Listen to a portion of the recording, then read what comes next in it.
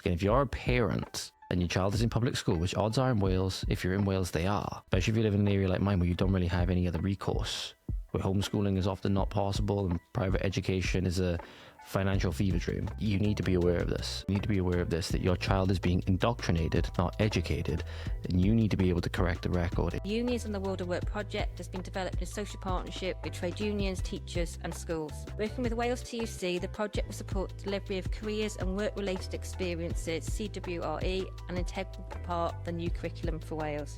I told you, liberal women will be the downfall of this country. Make no mistake about it. It's political indoctrination, and it's not going to stop.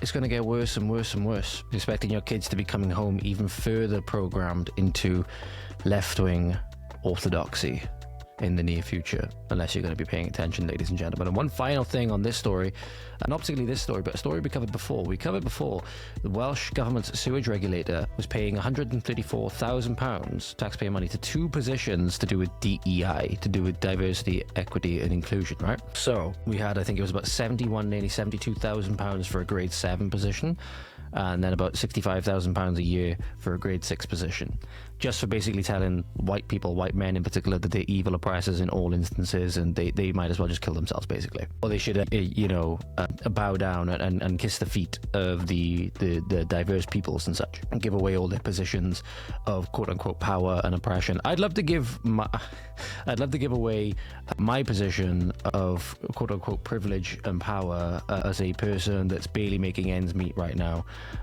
Working 2 jobs, trying to get this podcast off the ground to, just even have any semblance of having a family and a future that we can look forward to.